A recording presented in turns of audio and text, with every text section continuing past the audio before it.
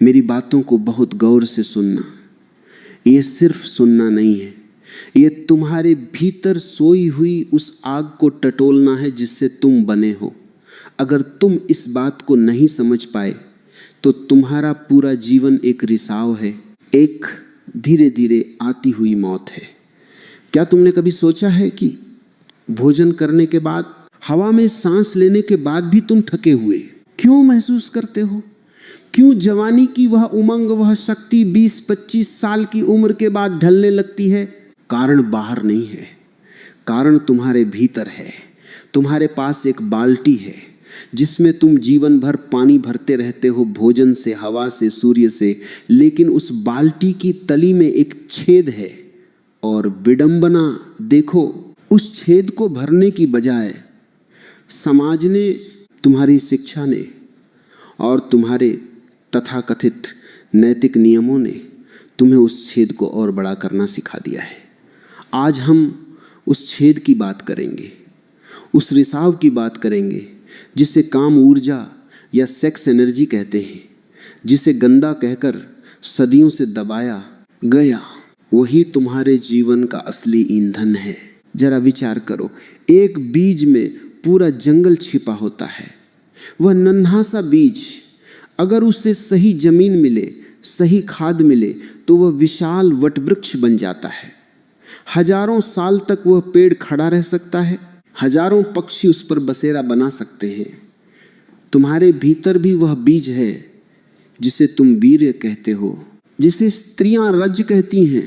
वह साधारण पानी नहीं है, वह साधारण द्रव नहीं है, वह द्रव विभूत अग्नि है, वह कंडेंस्ड लाइफ है, गाढ़ा किया हुआ जीवन। विज्ञान कहता है कि तुम्हारे शरीर को भोजन के एक एक कण को पचाकर खून बनाने में, मांस बनाने में, मज्जा बनाने में महीनों लगते हैं। और उस पूरी प्रक्रिया का जो अंतिम सार है, जो निचोड़ है, वह तुम्हारी यौन ऊर्जा है। और तुम उसे कैसे बहाते हो? 2 पल की छींक जैसी राहत के लिए। जिसे तुम सुख कहते हो वह सुख नहीं है, वह सिर्फ तनाव का विसर्जन है। और इस विसर्जन में तुम क्या खो रहे हो इसका तुम्हें अंदाजा भी नहीं है। मैं तुम्हें कोई त्याग करने को नहीं कह रहा, ओशो कभी त्याग की बात नहीं करता। मैं तुम्हें समझ की बात कह रहा हूं, विज्ञान की बात कह रहा हूं। ताओ के मानने वाले, पुराने चीन के मनीषी, भारत के प्राचीन ऋषि, वे सब एक बात जानते थे जो तुमसे छिपाई गई। वे जानते थे कि मनुष्य के शरीर में एक ऐसी व्यवस्था है, एक ऐसी मशीनरी है जो इस काम ऊर्जा को, इस वीर्य को वापस शरीर में सोख सकती है। इसे बाहर फेंकने की जरूरत नहीं है। अगर ये ऊर्जा बाहर न जाए और भीतर की तरफ मुड़ जाए तो यह तुम्हें नया जीवन दे सकती है, यह तुम्हें बुढ़ापे से बचा सकती है, यह तुम्हें बीमारियों से दूर रख सकती है। लेकिन तुम्हें सिखाया गया कि सेक्स सिर्फ बच्चे पैदा करने के लिए है या फिर मनोरंजन के लिए। ये सबसे बड़ा झूठ है जो मनुष्य जाति से बोला गया। हम उस हड्डी की बात करेंगे, उस मांसपेशी की बात करेंगे जो तुम्हारे शरीर के निचले हिस्से में है, जिसे विज्ञान पेरिनियम कहता है और योग में जिसे योनि स्थान या सीवन नाडी के पास का क्षेत्र कहा जाता है। वह जो गुदा और जननांग के बीच की छोटी सी जगह है, वह साधारण मांस का टुकड़ा नहीं है, वह तुम्हारे जीवन का गोल्डन गेट है, स्वर्ण द्वार है। अगर वह द्वार कमजोर है तो तुम्हारी सारी ऊर्जा गुरुत्वाकर्षण के कारण नीचे की तरफ बहेगी और बाहर निकल जाएगी। जरा अपनी दिनचर्या को देखो। सुबह उठते हो, काम पर जाते हो, तनाव में जीते हो और रात को उस तनाव को मिटाने के लिए तुम अपनी काम ऊर्जा को बहा देते हो। तुम्हें लगता है तुम्हें नींद अच्छी आई, तुम्हें लगता है तुम रिलैक्स हो गए। यह रिलैक्सेशन नहीं है, यह मूर्छा है। तुमने अपनी बैटरी की सारी चार्जिंग खत्म कर दी, इसीलिए अब मशीन बंद पड़ी है। तुम जिसे नींद कहते हो वह थकी हुई मशीन का बंद हो जाना है, जीवंतता नहीं है उसमें। अगर तुम अपनी काम ऊर्जा को बचाना सीख जाओ, उसका रक्षण करना सीख जाओ तो तुम्हारी नींद बदल जाएगी, तुम्हारा जागना बदल जाएगा। तुम्हारे चेहरे पर जो झुर्रियां आ रही हैं वह समय के कारण नहीं है, वह इस बात का सबूत है कि तुम्हारा तेल खत्म हो रहा है, दिया बुझने के करीब है। ये जो काम ऊर्जा है, इससे ताओवादी जिंग कहते हैं। जिंग का मतलब है मूल सार, वह पूंजी जो तुम जन्म के साथ लेकर आए थे। जब बच्चा पैदा होता है तो देखा है उसमें कितनी ऊर्जा होती है। वह एक पल भी नहीं बैठता, हाथ पैर चलाता रहता है, चिल्लाता है, दौड़ता है, उसे थकान नहीं होती। क्यों? क्योंकि उसका जिंग भरा हुआ है, उसकी बैटरी 100% चार्ज है। और जैसे जैसे तुम बड़े होते हो, किशोरावस्था में आते हो, काम वासना जागती है। ये वासना बुरी नहीं है, ये इस बात का संकेत है कि अब ऊर्जा इतनी ज्यादा हो गई है कि वो बहना चाहती है। लेकिन बहने की दिशा क्या हो? प्रकृति ने, जीव विज्ञान ने एक साधारण रास्ता दिया है, नीचे की तरफ। पानी हमेशा ढलान की तरफ बहता है, यह प्रकृति का नियम है, इसमें कुछ गलत नहीं है। अगर तुम्हें सिर्फ अपनी नस्ल बढ़ानी है, बच्चे पैदा करने हैं, तो नीचे की तरफ बहना ठीक है। जानवर यही करते हैं, पशु पक्षी यही करते हैं। लेकिन तुम मनुष्य हो, तुम्हारे पास संभावना है पानी को भाप बनाने की। पानी नीचे बहता है लेकिन भाप ऊपर उठती है। विज्ञान वही है, ऊर्जा वही है, बस उसका रूप बदल देना है। लेकिन समस्या कहाँ है? समस्या है तुम्हारे शरीर की उस संरचना में जिसे तुमने कभी गौर से देखा ही नहीं। जो चित्र, जो नक्शा हम देख रहे हैं, वह तुम्हारे शरीर का ही नक्शा है। तुम्हारी रीढ़ की हड्डी के सबसे निचले हिस्से में जहां तुम बैठते हो, वहां एक ऊर्जा का केंद्र है। योग उसे मूल आधार कहता है, ताओवादी उसे जीवन का महल कहते हैं। सारी काम ऊर्जा वहां इकट्ठी होती है, वह फैक्ट्री का गोदाम है। अब होता यह है कि तुम अपनी दिनचर्या में अपने उठने बैठने के तरीके से, अपने गलत खान पान से और सबसे ज्यादा अपने कामुक विचारों से उस गोदाम के दरवाजे को तोड़ देते हो। विचार करो, ऊर्जा का रिसाव सिर्फ शारीरिक संबंध बनाने से नहीं होता। जब तुम किसी को कामुक नजर से देखते हो, जब तुम्हारे मन में कोई विचार कौंधता है, तब भी ऊर्जा का रिसाव होता है। शरीर अंदर ही अंदर तैयार होता है, रस बनता है, और फिर वह रस अगर उपयोग में ना आए तो वह भारीपन पैदा करता है, और उस भारीपन से बचने के लिए तुम उसे बाहर फेंक देते हो। यह एक दुष्चक्र है, तुम खाली होते जाते हो। वह जो स्थान है गुदा और जननांग के बीच, उसे छू कर देखोगे तो पता चलेगा कि अधिकांश लोगों का वह हिस्सा बहुत कमजोर, बहुत ढीला पड़ा होता है। वह एक मांसपेशी है। जैसे हाथ की मांसपेशी होती है, वैसे ही वह भी एक मांसपेशी है। लेकिन हमने कभी उसका व्यायाम नहीं किया, हमने कभी उस पर ध्यान नहीं दिया, वह ढीली पड़ गई है। और क्योंकि वह ढीली है, वह ऊर्जा को रोक नहीं पाती। जैसे ही काम का वेग आता है, जैसे ही उत्तेजना आती है, वह दरवाजा खुल जाता है और सब कुछ बाहर। यह प्रीमैच्योर होना, यह शीघ्र पतन होना, यह सब क्या है? यह सिर्फ उस दरवाजे की कमजोरी है। तुमने उस ताले को जंग लगा दिया है। ये समझाना है कि शरीर का यह विज्ञान नैतिकता से परे है। ये पाप पुण्य की बात नहीं है, ये फिजिक्स है, भौतिकी है। अगर तुम्हारे पास एक शक्तिशाली इंजन है लेकिन उसकी टंकी लीक कर रही है, तो तुम कार को तेज नहीं दौड़ा सकते। तुम परमात्मा तक, समाधि तक या जीवन की गहराइयों तक कैसे जाओगे जब तुम्हारे पास पेट्रोल ही नहीं है? तुम थोड़ा सा चलते हो और हांफने लगते हो। आज का आदमी इतना कमजोर क्यों है? पुराने जमाने की कहानियां सुनते हो कि लोग 100 साल जीते थे, स्वस्थ रहते थे। क्या फर्क था? फर्क हवा पानी का तो था ही, लेकिन सबसे बड़ा फर्क था वीर्य रक्षण का। उन्हें यह राज पता थे। गृहस्थ में रहकर भी वे योगी थे, वे संभोग करते थे लेकिन ऊर्जा खोते नहीं थे।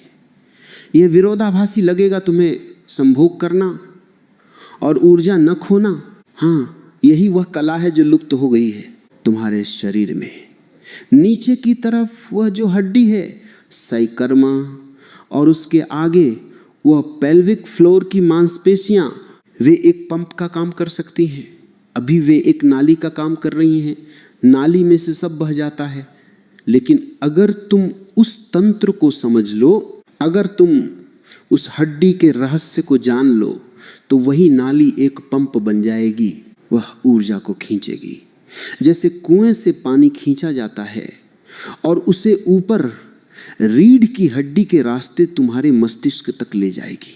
जरा सोचो, जिस वीर्य से एक नया जीवन पैदा हो सकता है, एक नया बच्चा, एक नया मस्तिष्क, नई आंखें, नया हृदय बन सकता है, अगर वह वीर्य, वह ऊर्जा तुम्हारे खुद के शरीर में पच जाए, तो वह तुम्हारे मस्तिष्क को क्या नहीं बना सकती? वह तुम्हारे हृदय को कितना मजबूत कर सकती है? वह तुम्हारी हड्डियों को वज्र जैसा बना सकती है। जब ये ऊर्जा ऊपर चढ़ती है तो शरीर में एक चमक आती है। वह किसी क्रीम या पाउडर से नहीं आती, वह भीतर की आग का प्रकाश है जो बाहर छनता है। लेकिन हम क्या कर रहे हैं? हम उस आग को बुझाने में लगे। जैसे ही आग जलती है हम डर जाते हैं, हमें लगता है यह हवस है, यह बुरी बात है। या तो हम उसे दबाते हैं ब्रह्मचर्य के नाम पर, जबरदस्ती कसम खा लेते हैं कि नहीं करेंगे। जब तुम दबाते हो तो वह ऊर्जा अंदर सड़ने लगती है, वह जहर बन जाती है। ओशो दमन के खिलाफ है, दबाना नहीं है।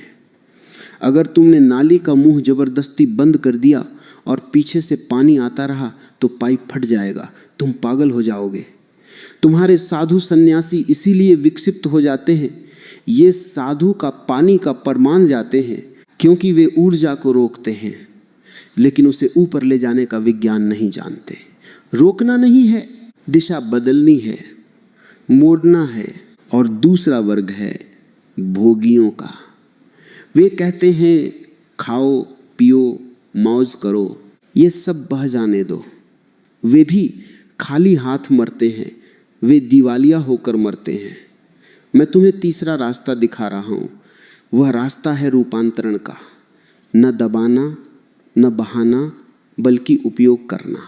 तुम्हारे शरीर की यह जो खास हड्डी है और उसके साथ जुड़ी हुई मांसपेशियां, ये तुम्हारे जीवन की स्विच बोर्ड है। जब तुम कामुक होते हो तो ध्यान देना, तुम्हारे शरीर में एक गर्मी पैदा होती है, तुम्हारी सांस तेज हो जाती है। यह सब ऊर्जा का तूफान है। उस वक्त अगर तुम्हें यह कला आती हो कि कैसे उस निचले हिस्से को संकुचित करना है, कैसे उस द्वार को बंद करना है, न सिर्फ बाहर से बल्कि भीतर से, तो वह तूफान बाहर नहीं निकलेगा।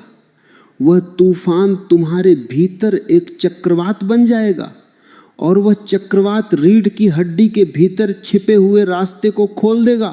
रीढ़ की हड्डी सिर्फ हड्डियों की एक माला नहीं है, वह एक राजमार्ग है। योग उसे सुषुम्ना कहता है, ताओवादी उसे गवर्निंग वेसल कहते हैं। वह रास्ता अभी बंद पड़ा है क्योंकि कभी कोई यात्री वहां से गुजरा ही नहीं। यात्री हमेशा सामने के दरवाजे से, जननांगों से बाहर निकल गया। जब तुम इस ऊर्जा को रोकना और मोड़ना सीखोगे तो वो बंद दरवाजा खुलेगा। और याद रखना, ये ऊर्जा बहुत सूक्ष्म है, ये दिखाई नहीं देती। जब वीर्य निकलता है वह तो उसका स्थूल रूप है, वह तो उसका शरीर है। असली ऊर्जा तो उसके पीछे छिपी हुई बिजली है। हमें उस बिजली को पकड़ना है। द्रव निकल भी जाए तो उतनी हानि नहीं है, लेकिन उसके साथ जो जीवंतता निकल जाती है, जो जीन निकल जाता है, वह असली नुकसान है। आज के इसमें तुम्हें सिर्फ इतना बोध अपने भीतर जगाना है कि तुम एक बहुत कीमती खजाने के मालिक हो और तुम उसे लुटा रहे हो। तुम्हें अपने शरीर के उस हिस्से के प्रति जागना होगा जिसे तुम अब तक अछूत मानते रहे या सिर्फ भोग का साधन मानते रहे। पेरिनियम वह बिंदु तुम्हारी जड़ है। अगर जड़ में पानी नहीं रुकेगा तो पेड़ सूखेगा ही। तुम ऊपर से कितना भी पानी डालो, चेहरे पर कितनी भी मालिश करो, अगर जड़ सूखी है तो पत्ते पीले पड़ेंगे। बुढ़ापा और कुछ नहीं, जड़ों का सूख जाना है। और जवानी और कुछ नहीं, जड़ों का रसेदार होना है। तुम्हारे मन में सवाल उठ रहा होगा कि यह सब कैसे होगा, यह कैसे संभव है कि जिस वेग को रोकना नामुमकिन लगता है उसे मोड़ा जा सके।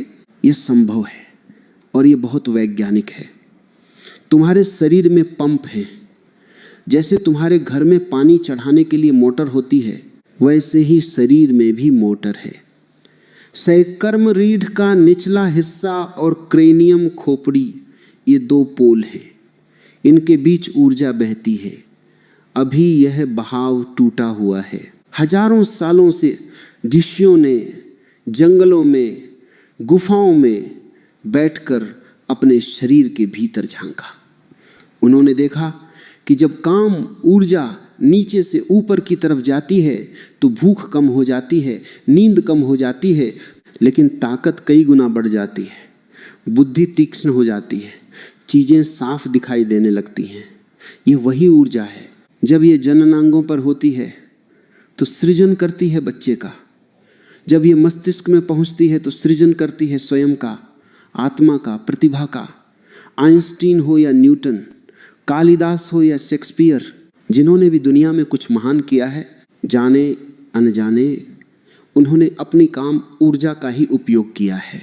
उन्होंने उसे वासना में नहीं बहाया, उन्होंने उसे अपनी कला में, अपने विज्ञान में, अपनी खोज में लगा दिया। यह है सब्लिमेशन है, ऊर्ध्वीकरण है। लेकिन तुम्हें यह जानबूझकर करना है, अनजाने में नहीं। तुम्हें इसका मालिक बनना है। अभी तुम गुलाम हो। एक छोटी सी उत्तेजना तुम्हें गुलाम बना लेती है, एक तस्वीर, एक स्पर्श, और तुम पिघल जाते हो। तुम्हारी कोई मालिकियत नहीं है अपने ऊपर। और जो अपने शरीर की ऊर्जा का मालिक नहीं, वह आत्मा का मालिक कैसे होगा? तो पहली बात जो तुम्हें गांठ बांध लेनी है, अपने वीर्य को, अपनी रज्जु शक्ति को कचरा मत समझो, उसका सम्मान करो। वह पवित्र है, वह जीवन है। अगली बार जब काम वासना उठे तो ग्लानि से मत भर जाना। अपने आप को कोसना मत कि मैं पापी हूं, मुझे फिर गंदे विचार आ रहे हैं। नहीं, खुश होना कि ऊर्जा जगी है। धन्यवाद देना अस्तित्व को कि तुम्हारे पास अभी ईंधन है। जिसके पास ईंधन है वही यात्रा कर सकता है। मुर्दे को काम वासना नहीं उठती, तुम जिंदा हो इसलिए उठ रही है। फर्क सिर्फ इतना है कि अब तुम्हें उस उठे हुए तूफान पर सवारी करनी है। अब तक तूफान तुम्हें उड़ा ले जाता था, अब तुम्हें तूफान का स्वामी बनना है। और इसकी शुरुआत होती है शरीर के निचले हिस्से की मांसपेशियों को पहचानने से। वो जो खास हड्डी के पास की मांसपेशी है उसे पहचानो। जब तुम पेशाब करने जाते हो तो एक पल के लिए पेशाब को बीच में रोककर देखो। जिस मांसपेशी का उपयोग तुम पेशाब रोकने के लिए करते हो, वही वह जादुई स्विच है, वही वह कुंजी है। उसे महसूस करो। दिन में चलते फिरते बैठते हुए उस मांसपेशी को जरा सा संकुचित करो, फिर ढीला छोड़ दो। बस इतना ही। अभी कोई बड़ी क्रिया नहीं करनी, बस उस स्विच से अपनी जान पहचान बनाओ। तुम्हें पता तो चले कि बटन है कहाँ। अभी तो तुम्हें बटन का ही पता नहीं है, लाइट जलाओगे कैसे? इस मांस के लोथड़े को, जिसे तुम शरीर कहते हो, मंदिर बनाना है। और मंदिर में दिया तभी जलेगा जब तेल होगा। तेल को बचाना ही ब्रह्मचर्य का असली अर्थ है। ब्रह्मचर्य का अर्थ औरत या आदमी से दूर भागना नहीं है। ब्रह्मचर्य का अर्थ है ब्रह्म जैसी चर्या। और ब्रह्म तो सृष्टा है, वह ऊर्जा का पुंज है। जब तुम अपनी ऊर्जा से लबालब भर जाओगे, जब तुम्हारा प्याला छलकने लगेगा, तब तुम जो आनंद पाओगे वह उस 2 कौड़ी के सुख से लाखों गुना ज्यादा होगा जो तुम्हें अभी मिलता है। यह यात्रा शुरू होती है इस स्वीकृति से कि मैं अपनी ऊर्जा को अब और बर्बाद नहीं करूंगा। यह संकल्प नहीं है, यह समझ है। संकल्प में अकड़ होती है, समझ में विनम्रता होती है। समझो कि तुम अब तक ना समझ थे। तुमने हीरे को पत्थर समझकर फेंक दिया, अब और नहीं। यह शरीर एक अद्भुत यंत्र है, इसमें रसायन बदलने की क्षमता है। तुम भोजन डालते हो, वह खून बन जाता है। तुम पानी पीते हो, वह जीवन बन जाता है। ठीक वैसे ही तुम काम ऊर्जा को, इस कच्ची धातु को सोने में बदल सकते हो। इसे कीमिया कहते हैं, अल्केमी।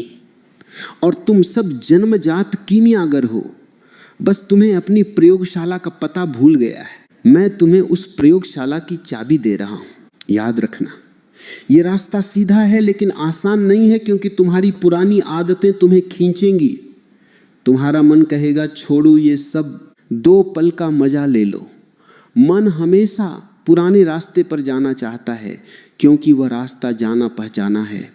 ढलान पर लुढ़कना आसान है, चढ़ाई पर चढ़ने में पसीना आता है, लेकिन जो शिखर पर पहुंचता है वही सूरज को उगता हुआ देख पाता है। जो खाई में पड़ा है उसे तो सिर्फ अंधेरा दिखता है। तुम्हें तय करना है कि तुम्हें खाई में रहना है या शिखर पर। यह जो काम ऊर्जा का विज्ञान है, यह तुम्हें पशु से देवता बना सकता है। पशु सिर्फ प्रजनन जानता है, देवता सृजन जानता है। पशु अपनी ऊर्जा को समय के साथ खो देता है और मर जाता है। देवता अमृत को पी लेता है। वह अमृत कहीं बाहर समुद्र मंथन से नहीं निकलेगा, वह तुम्हारे भीतर है। तुम्हारा अपना ही रस जब शुद्ध होकर, परिष्कृत होकर ऊपर की तरफ बहता है तो वह अमृत बन जाता है। शरीर की ये जो व्यवस्था है, पेरिनियम से लेकर सिर के तालू तक, ये एक बंद परिपथ है, एक सर्किट है। जैसे बिजली के तार जुड़े होते, अभी तुम्हारा तार बीच से कटा हुआ है, प्लग निकला हुआ है, इसलिए बल्ब नहीं जल रहा। हमें उस प्लग को लगाना है, और प्लग लगाने का सॉकेट तुम्हारे शरीर के सबसे निचले हिस्से में है। वहां ध्यान ले जाना होगा, वहां जागना होगा। जब तुम उस हिस्से के प्रति जागोगे तो तुम्हें हैरानी होगी कि वहां कितना तनाव है। हम सब अपनी कामेंद्रियों को सिकोड़ कर, डरा कर रखते हैं। वहां की मांसपेशियां पत्थर जैसी हो गई हैं या बिल्कुल मुर्दा। उन्हें जीवित करना होगा, उन्हें लचीला बनाना होगा। जैसे एक छोटा बच्चा होता है, उसका पूरा शरीर लचीला होता है। तुम्हें अपनी उस जड़ को फिर से लचीला बनाना है। तुमने समझा कि खजाना है और वह लुट रहा है।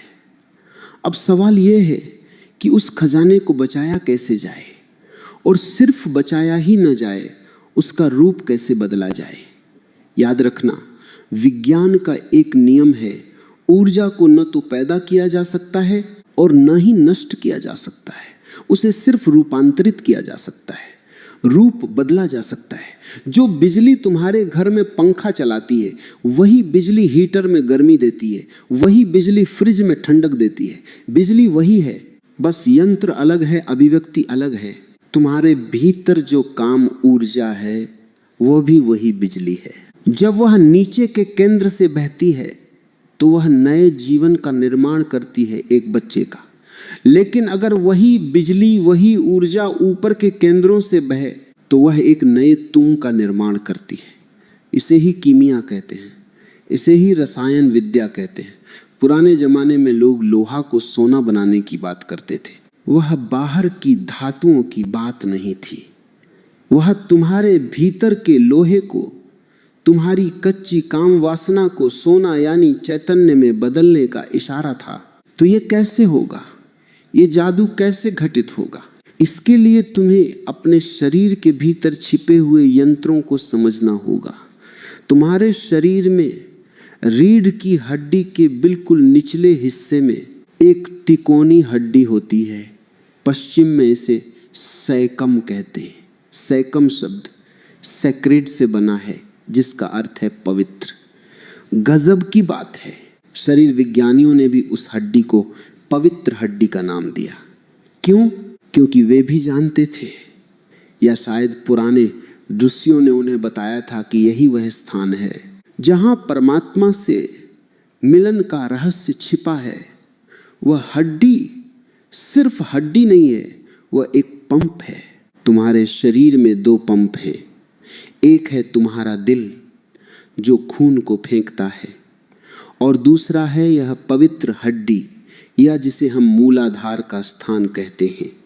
यह दूसरा पंप अभी बंद पड़ा है, इसमें जंग लग गई है, इसे चालू करना है। और इसे चालू करने का ईंधन है तुम्हारी सांस और तुम्हारा ध्यान। प्रक्रिया को बहुत बारीकी से समझो। जब पानी को गर्म किया जाता है तो क्या होता है? 100 डिग्री पर पानी भाप बन जाता है, और भाप में एक गुण है जो पानी में नहीं है।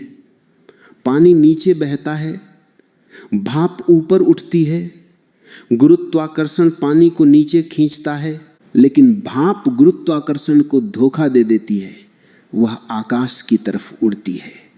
तुम्हारे भीतर जो वीर्य है, जो रज्जु शक्ति है, वह पानी है, वह ठंडा है, इसलिए नीचे बहता है। हमें उसे तपाना है, हमें उस पानी को भाप बनाना है। इसी तपाने को तप कहा गया है। तप का अर्थ धूप में खड़े होना नहीं है। तप का अर्थ है भीतर इतनी गर्मी पैदा करना कि काम ऊर्जा पिघल कर भाप बन जाए और ऊपर उठने लगे। ये गर्मी कैसे पैदा होगी? ये गर्मी पैदा होगी तुम्हारी सांस से। सांस को साधारण मत समझना। सांस सिर्फ हवा का आना जाना नहीं है। सांस वह फूंक है जो भीतर की आग को सुलगाती है। लोहार को देखा है? वह धौंकनी चलाता है तो कोयले दहक उठते हैं। ठीक वैसे ही जब तुम पेट से गहरी सांस लेते हो तो तुम अपनी मूलाधार की अग्नि को हवा दे रहे होते हो। तो पहली विधि, पहला सूत्र है पेट से सांस लेना। छोटे बच्चे को देखो, जब वो सोता है तो उसका पेट ऊपर नीचे होता है, छाती नहीं। लेकिन तुम जैसे जैसे बड़े हुए, तनाव में आए, तुम्हारी सांस उथली हो गई। तुम सिर्फ छाती से सांस लेते हो, तुम अपने ही जीवन से कट गए हो। अब तुम्हें वापस लौटना होगा। अपनी नाभि पर ध्यान लाओ। जब सांस भीतर जाए तो पेट बाहर आए, जब सांस बाहर जाए तो पेट भीतर जाए। ये बहुत सरल लगता है, लेकिन यह क्रांतिकारी है। जैसे ही तुम गहरी सांस लेना शुरू करते हो, वह हवा नीचे जाकर उस सोई हुई ऊर्जा को धक्का देती है। वह कहती है जागो, उठो। और जब यह सांस नीचे पहुंचती है तब तुम्हें दूसरा काम करना है। वह जो मैंने पहले भाग में बताया था, उस खास मांसपेशी का संकुचन, वह जो गुदा और जननांग के बीच का हिस्सा है। जैसे ही तुम सांस अंदर लो, कल्पना करो कि तुम उस हिस्से से ऊर्जा को ऊपर खींच रहे हो, बहुत हल्के से। जोर नहीं लगाना है, जबरदस्ती नहीं करनी है। जैसे फूल शाम को अपनी पंखुड़ियां बंद करता है, वैसे ही तुम्हें उस निचले हिस्से को सिकोड़ना है। इसे योग में मूलबंध कहते हैं, लेकिन योगियों ने इसे बहुत जटिल बना दिया। मैं इसे बहुत सरल करता हूं। इसे एक खेल की तरह लो। सांस अंदर आई, पेट फूला, और नीचे से तुमने हल्का सा संकोच किया। यह ऐसा है जैसे तुम कुएं से बाल्टी खींच रहे हो, और जैसे ही तुम यह करते हो, वहां जो वीर्य या काम द्रव जमा है वह आंदोलित होता है, उसमें घर्षण पैदा होता है, और उस घर्षण से गर्मी पैदा होती है। यही वह आग है जो पानी को भाप बनाएगी। अब सवाल यह है कि यह भाप, ये ऊर्जा जाएगी कहाँ? अगर रास्ता नहीं मिला तो ये बेचैन कर देगी, तुम्हें घबराहट हो सकती है, गुस्सा आ सकता है। इसलिए रास्ता तैयार होना चाहिए, और वह रास्ता तुम्हारे भीतर पहले से ही बना हुआ है, बस उस पर घास उग आई है क्योंकि कोई चला नहीं। वह रास्ता है तुम्हारी रीढ़ की हड्डी के भीतर।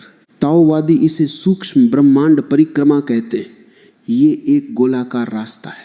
कल्पना करो, ऊर्जा रीढ़ की हड्डी के नीचे से शुरू होती है, रीढ़ के भीतर से होती हुई ऊपर चढ़ती है, पीठ के रास्ते और तुम्हारे सिर के सबसे ऊपरी हिस्से तक आती है, और फिर वहां से चेहरे के सामने से होती हुई जीभ के रास्ते गले से नीचे उतरती हुई वापस नाभि तक आती है।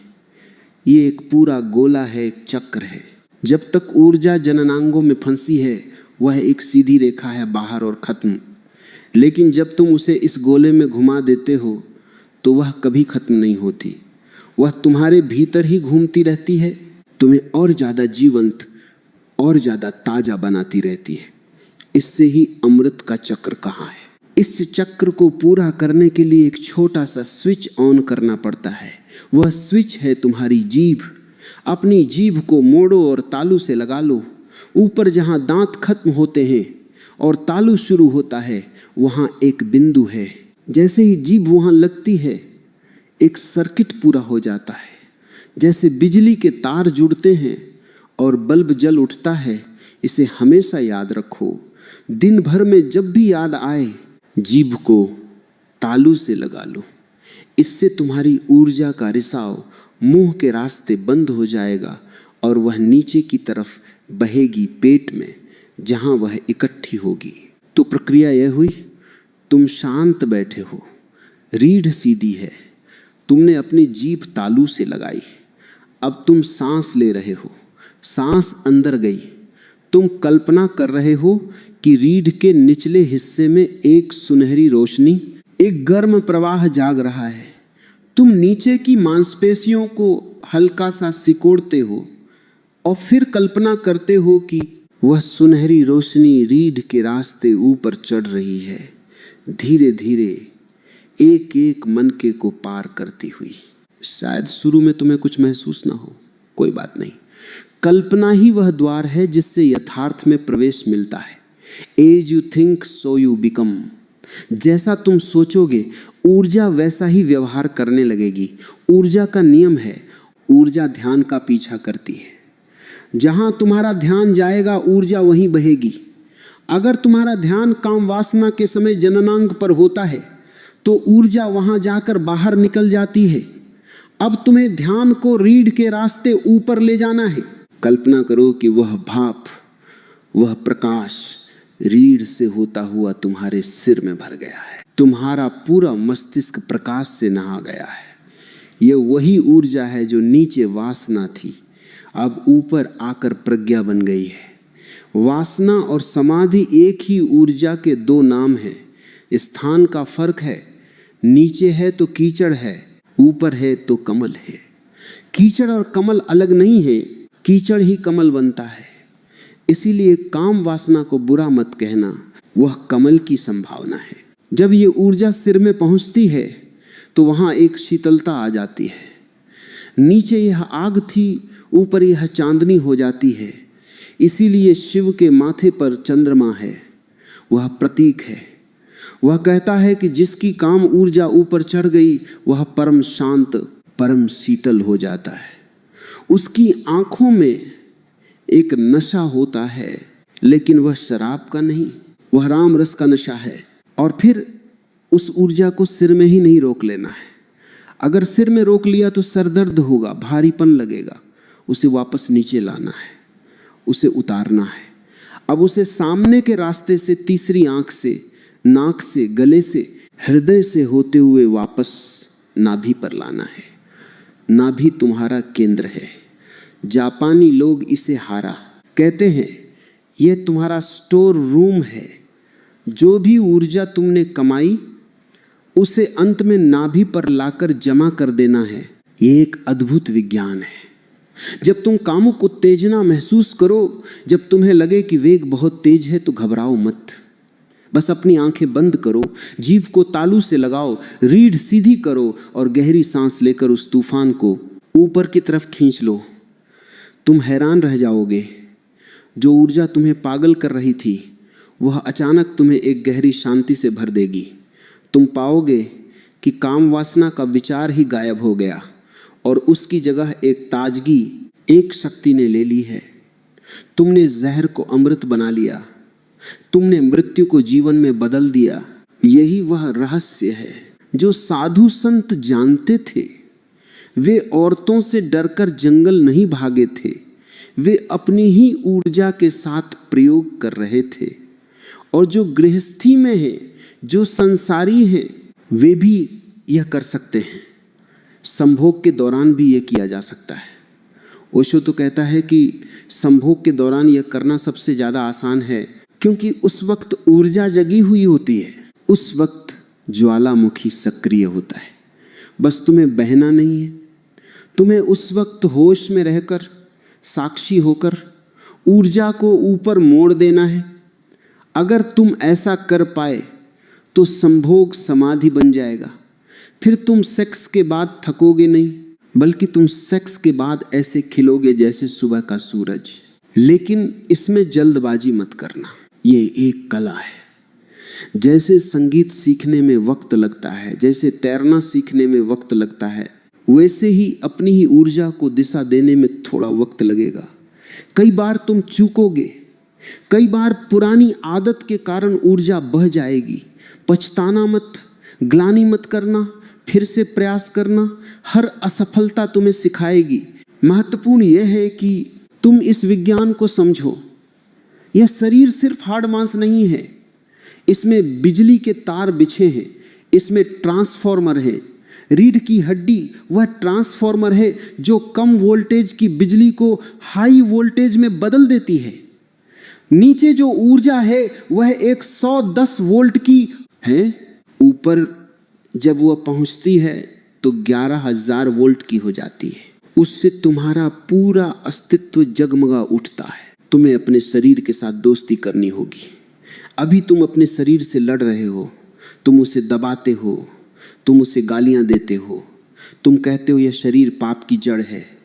मैं कहता हूं यह शरीर ही मंदिर है, इसी के भीतर देवता बैठा है, लेकिन देवता सोया हुआ है क्योंकि उसे जगाने वाली शक्ति नालियों में बह रही है। तुमने ऊर्जा को पहचाना, उसे बचाया और उसे ऊपर की तरफ मोड़ा। अब सवाल यह है कि जब यह ऊर्जा, यह प्रचंड अग्नि तुम्हारे मस्तिष्क में, तुम्हारे अस्तित्व के सर्वोच्च शिखर पर पहुंचती है, तब क्या होता है? तब एक चमत्कार घटता है। तब वह घटता है जिसे ताओवादी शैन कहते हैं और जिसे भारतीय मनुष्यों ने सहस्रार का खिलना कहा है। समझो, जब कोयला सदियों तक धरती के दबाव में रहता है तो वह हीरा बन जाता है। कोयला और हीरा एक ही तत्व है, कार्बन, लेकिन दोनों में जमीन आसमान का फर्क है। कोयला काला है, भुरभुरा है, हीरा कठोर है और रोशनी से भरा है। तुम्हारी काम ऊर्जा, तुम्हारा वीर्य वह कोयला है, और जब वह तप की आग में ध्यान की प्रक्रिया से गुजरकर ऊपर पहुंचता है तो वह हीरा बन जाता है, वह प्रकाश बन जाता है। जब यह रूपांतरित ऊर्जा तुम्हारे मस्तिष्क के केंद्रों से टकराती है तो तुम्हारे भीतर सोई हुई शक्तियां जागने लगती हैं, जिसे तुम बुद्धि कहते हो। वह बहुत छोटी चीज है, उसके परे प्रज्ञा है। प्रज्ञा यानी चीजों को वैसे देखना जैसी वे हैं। तुम्हारे चेहरे पर एक नई आभा, एक नया मंडल आ जाता है। तुमने देखा होगा बुद्ध की मूर्तियों के पीछे या देवताओं के चित्रों में सिर के पीछे एक गोलाकार रोशनी दिखाई जाती है। वह कोई फैंसी नहीं है, वह कोई चित्रकार की कल्पना नहीं है, वह एक वैज्ञानिक तथ्य है। जब काम ऊर्जा रीढ़ के रास्ते ऊपर चढ़कर कपाल में गूंजती है तो बायो इलेक्ट्रिसिटी का एक ऐसा प्रभाव पैदा होता है कि व्यक्ति के चारों तरफ एक चुंबकीय क्षेत्र, एक ओरा बन जाता है। यह वही ऊर्जा है जो पहले नीचे बहकर बच्चे पैदा कर रही थी, अब वह ऊपर बहकर तुम्हें खुद को पैदा कर रही है। इसे ही द्विज होना कहते हैं। दूसरा जन्म, पहला जन्म माँ बाप ने दिया, वह शरीर का जन्म था। दूसरा जन्म तुम खुद को देते हो, वह चेतना का जन्म है। अब एक बहुत कीमती सूत्र जो उस चित्र में छिपा है और जिसे तुम्हें अपने जीवन में उतारना है, वह है भीतरी मुस्कान का विज्ञान, इनर स्माइल। तुम जब मुस्कुराते हो तो सिर्फ होठों से मुस्कुराते हो। वह मुस्कान झूठी है, सामाजिक है। तुम किसी को देखकर मुस्कुराते हो ताकि वह बुरा ना मान जाए, लेकिन ओशो तुम्हें एक दूसरी मुस्कान सिखा रहा है। वह मुस्कान जो होठों पर नहीं, तुम्हारे पेट में, तुम्हारे जिगर में, तुम्हारे गुर्दों में होनी चाहिए। तुम्हारे शरीर के अंग सिर्फ मशीन के कलपुर्जे नहीं हैं, वे जीवित हैं, उनका अपना व्यक्तित्व है। तुम्हारा लीवर, तुम्हारा दिल, तुम्हारी किडनी, ये सब 24 घंटे तुम्हारे लिए काम कर रहे हैं।